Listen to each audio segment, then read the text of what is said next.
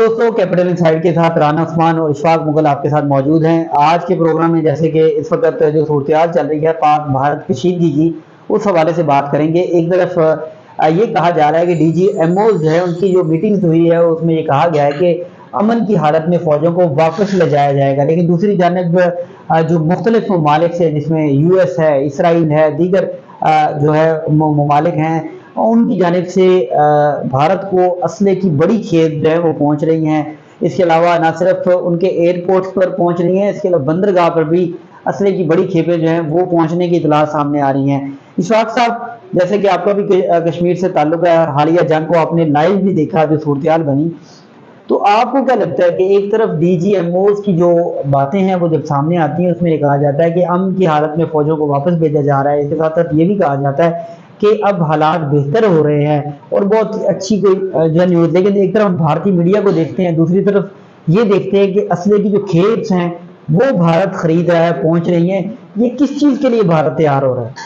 बहुत शुक्रिया आपका उस्मान। ये असल में दो चीज़ें हैं, दो अमराज हैं। इस वक्त जो सूरत हाल है वो ये है कि पाकिस्तान और भारत के दरमियान जो जंग हुई, ये मुख्तसर तरीन जंग थी दुनिया में, और इसके नतीजे में जो 6 गुना बड़ी जो ताकत थी वो आपने से 6 गुना कम जो यानी ताकत थी उससे उसको शिकस्त हुई है। और जो बड़ी ताकत थी यानी भारत, वो एक अरसे से जो है वो जंगी जुनून में था। भारतीय अवाम को बरगलाया जा रहा था, जंग का सा माहौल पैदा किया जा रहा था, और ये बताया जा रहा था कि हम ये एक मिनटों का काम है जो पाकिस्तान को और नस्त नाबूद कर देना, हम पाकिस्तान को नक्शे से मिटा देंगे। फिर आपने देखा कि जंग के दौरान ऐसी इंडियन जो मीडिया पर खबरें चली हैं कि पाकिस्तान के 36 शहर जो तबाह हो गए। एक जो लाहौर में सी पोर्ट था वो तबाह हो गया। सी पोर्ट के लिए ज़रूरी है कि समंदर हो। फिर मुल्तान में का जो सी पोर्ट था वो भी तबाह हो गया।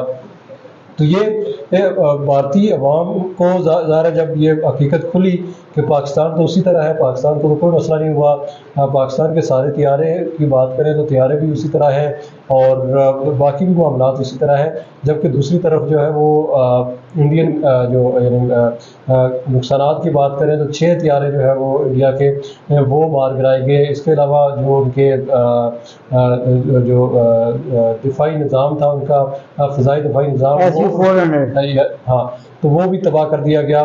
तो इसके अलावा अगर मोर्चे की लड़ाई की बात करें तो बेशुमार जगह जो रिपोर्ट हुआ कि भारतीय जो हुकूमत ने उसने भारतीय जो फोर्सेस थी उन्होंने अपने हाथ खड़े किए कि हम मज़ीद आपसे जंग नहीं करना चाह रहे बल्कि हम अमन चाह रहे हैं, और इस हवाले से उन्होंने सफ़ेद परचम भी लहराए। तो जो चीज़ें मोदी की हुकूमत ने या मोदी ने इंडियन अवाम को बताई थी कि हम पाकिस्तान को जो है वो फटाफट जो इसको सफ़ा हस्ती से मिटा देंगे, जब उसके बिल्कुल बरखिलाफ़ चीज़ें आई हैं और जो दावे जो इंडियन हुकूमत कर रही थी वो उसमें से किसी की जो है आज तक तो वो यानी तस्दीक नहीं हो सकी। आलमी मीडिया में उसकी तस्दीक नहीं हो सकी। जो मोदी इस वक्त उनकी सूरत हाल ये है कि वो अभी तक इस सारे मामले पर पार्लियामेंट का इजलास जो है वो नहीं बुला रहे। हालांकि वो अपने आप को यानी इंडिया अपने आप को सबसे बड़ी जमहूरियत कहता है। अगर सबसे बड़ी जमहूरियत है तो आए आप पार्लियामेंट में बात करें और बताएं लोगों को हमने पाकिस्तान का कितना नुकसान किया, हमें क्या फतह हासिल हुई, उसके जो हमारा कोई नुकसान नहीं हुआ तो बताया जाए प्रूफ के साथ। लेकिन जो मोदी है वो इस पोजीशन में नहीं है कि अवाम का मुकाबला, अवाम का सामना कर सके, क्योंकि वो झूठ की जो उन्होंने दुनिया बसाई हुई थी वो आश्कार हो गई। और इसी तरह अपोजिशन के हवाले से भी जो उनका बयानिया था वो भी ख़त्म हुआ। तो अब सूरत हाल ये है कि ज़ाहिर है आने वाले इलेक्शन हैं तो मोदी ने अपने फेस सेविंग करनी है और वो ये करनी है कि हम ये असला ले आए हैं, हमें वहाँ से असला मिल गया है, हम ये करेंगे, हम वो करेंगे। लेकिन असल बात यह है कि आपने अपने से 6 गुना जो यानी कम आबादी के लिहाज से मुल्क था, रकबे के लिहाज से मुल्क था, इकॉनमी के लिहाज से जो कम मुल्क था, उससे आपने शिकस्त खाई है। और अब आप आवाम के सामने सिर्फ इसी तरह की खबरें चलाएंगे कि था, उससे आपने शिकस्त खाई है। और अब आप आवाम के सामने सिर्फ इसी तरह की खबरें चलाएंगे कि हमने जंग की तैयारी करनी है, संदूर ऑपरेशन संदूर जो है वो अभी तक जारी है। अगर आपने ऑपरेशन संदूर आपका जारी है तो किसने कहा था आपने जाकर वो जंग बंदी करें पाकिस्तान के साथ? जो ही पाकिस्तान ने हमला किया तो आप दौड़े दौड़े पहुंचे ट्रंप के पास कि किसी न किसी तरह हमें बचाएं। ना करते आप पूरा ऑपरेशन संदूर मुकम्मल कर लेते और पाकिस्तान को सफाई हस्ती से मिटा देते जिस तरह आप जंग से पहले कह रहे थे।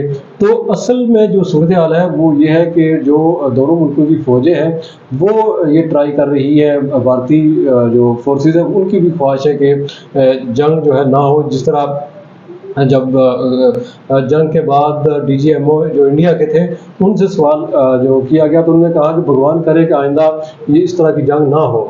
तो ये तो सूरत हाल है आपकी सिक्योरिटी फोर्सेस की, और आप ने सब कुछ देख लिया जो आपके साथ हुआ। उसके बाद आप अंदर से जो है वो जंग नहीं चाहते, ये तो आप ये तय हो गया। अगर आप जंग चाहते होते हैं तो आप जो है वो सीज फायर के लिए अमेरिका ना पहुंचते और उनकी मिन्नतें ना करते। अब जो है अवाम को बेवकूफ़ एक दफ़ा फिर बनाया जा रहा है कि हम जो है वो ये कर देंगे, हम वो कर देंगे। आपने करना होता तो आप सीज फायर की बजाय वो कर देते। अच्छा इशफाक साहब, जैसे कि आप कह रहे हैं कि लेकिन इतना असला क्यों खरीदा जा रहा है? इसके साथ खुफिया तैयारियां जो की जा रही हैं, ये सामने आया है कि भारत जो है अपनी मोदी जो है वो अपनी जो उसने शर्मिंदगी ली है उसको ख़त्म करने के लिए वो पाकिस्तान पर कोई ना कोई इस तरह का अटैक कर सकता है कि दोबारा ये जंग जो है वो शदीद हो जाए। और इस तरह के बयानात भी बारहा उनके वज़ीर ख़ारजा उनके जो ख़ुद मोदी जो है वो दे चुके हैं। तो आपको नहीं लगता कि खुदा न खास्ता ये दोबारा जंग हो सकती है? क्योंकि इसमें कुछ चीज़ें ये भी सामने आ रही हैं कि जो गैर मुल्की हैं, मुल्क तो आपको पता है कि कौन सा उनका साथ दे रहा था, वो गैर मुल्की भी जम्मू कश्मीर से अगवा हुए हैं। तो इसके अलावा उनके जो पायलट्स हैं, पाकिस्तान तो तस्दीक नहीं कर रहा, लेकिन गैर मुतलका ज़राए जो है वो ये कहते हैं कि उनके जो पायलट हैं वो भी पाकिस्तान के पास हैं। तो आपको क्या लगता है कि ये इसी तरह चलता जाएगा कि निगोशिएशन के साथ ये सारा मामला तय हो जाएगा? देखें, ये अब बड़ा डिसाइसिव मूवमेंट है इंडिया के लिए, इंडियन एस्टेब्लिशमेंट के लिए, और इंडियन जो सियासतदान है, पार्लियामेंट है, उसको ये एहसास कर लेना चाहिए कि मोदी की मौजूदगी में पाकिस्तान और इंडिया के दरमियान अमन नहीं हो सकता। और जब तक मोदी जो है इक़्तिदार में है, पाकिस्तान और भारत के दरमियान जंग के खतरात जो है वो इसी तरह जारी रहेंगे। और इसके लिए ज़रूरी है कि उसकी जो इंडिया की एस्टेब्लिशमेंट है या वहाँ की पार्लियामेंट है वो मोदी को इस सिस्टम से निकाले, और उसके लिए जो है वो बेशुमार तरीक़ेकार हैं। और जब ये निकलेंगे सिस्टम से तो फिर जो है वो दूसरी जो क़यादत आएगी तो वो अमन के लिए फैसला करेगी, और तब जो है पायदार अमन हो सकेगा। लेकिन मोदी की मौजूदगी में ना ही तो गुज़श्ता 11 साल में अमन हुआ है, ना ही आने वाले दिनों में होगा। अगर इंडिया ये चाहता है कि मोदी 5 साल पूरे करे तो फिर साउथ एशिया में अमन कायम करने के हवाले से जो ख्वाब हैं, आपके ख्वाब हैं, वो कभी भी पूरे नहीं हो सकते। बहुत शुक्रिया इशफाक साहब।